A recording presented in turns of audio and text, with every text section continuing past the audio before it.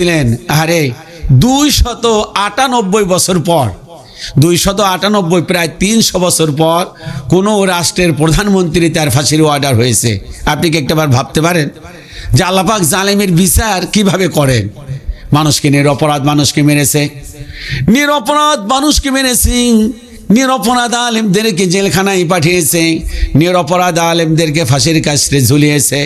অপরাধ শুধু একটাই, ইন্নাল্লাযীনা ক্বালু রাব্বুনাল্লাহ। আল্লাহ পাক বলেন, ইন্নাল্লাহা লা ইউহিব্বুয যালিমিন। আল্লাহ পাক বলেন, শোনো, এই পৃথিবীতে যারা জালিম তাদেরকে আমি আল্লাহ পাক পছন্দ করি না। এই পৃথিবীতে যারা জালিম, জালিমদেরকে আল্লাহ পাক কখনো পছন্দ করেন না। জালিমের পরিণতি অত্যন্ত ভয়াবহ।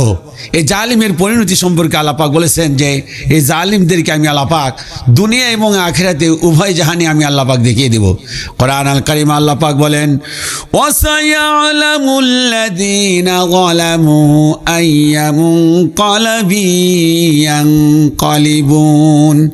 আল্লাহ পাক শোনাচ্ছেন, যারা মানুষের উপরে জুলুম করেছে, অত্যাচার করেছে, অবিচার করেছে, মানুষকে মিথ্যা মামলা দিয়ে হয়রানি করেছে, নিরপরাধ আলেমদেরকে জেলখানায় পাঠিয়েছে, ফাঁসির কাস্টে ঝুলিয়েছে, আল্লাহ পাক বলেন অতি শিগগিরই আমি আল্লাহ পাক তাদেরকে একটা খবর দিয়ে দিচ্ছি, অচিরেই তারা জানতে পারবে। আরে হাসিনা সরকার মানুষের উপরে এমন কোনো জুলুম নাই, অত্যাচার নাই, করে নাই। একদম ন্যূনতম তার জ্ঞান যে মানুষের উপরে যে একটু ভালোবাসা, এই জিনিসটা সে দেখায় নাই, বরং তার নেতাকর্মীদের উপরে দেখিয়েছেন। কিন্তু সত্যিকার অর্থে যে ভালোবাসা আল্লাহর পক্ষ থেকে মানুষকে দেখানো দরকার সেটা দেখায় নাই। কোরআন আল কারীমে আল্লাহ পাক বলেন, জালিমদেরকে আমি আল্লাহ পাক সময় দেই, জালিমদেরকে আল্লাহ পাক ধরে না। তবে আল্লাহ পাক জালিমদেরকে একবার ধরলে আর সহজে ছাড়েন না।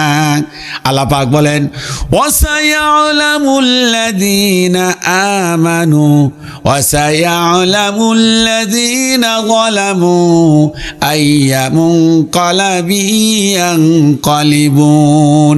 জালিমরা শিগগিরই তাদের পাপের কারণে তাদের জুলুমের উপরে পতিত হবে।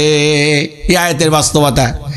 দীর্ঘ 16টি বছরে একটা না যিনি দেশের প্রধানমন্ত্রী ছিলেন, আরে 298 বছর পর, 298 প্রায় 300 বছর পর কোনো রাষ্ট্রের প্রধানমন্ত্রী তার ফাঁসির অর্ডার হয়েছে। আপনি কি একটাবার ভাবতে পারেন যে আল্লাহ পাক জালেমের বিচার কিভাবে করেন?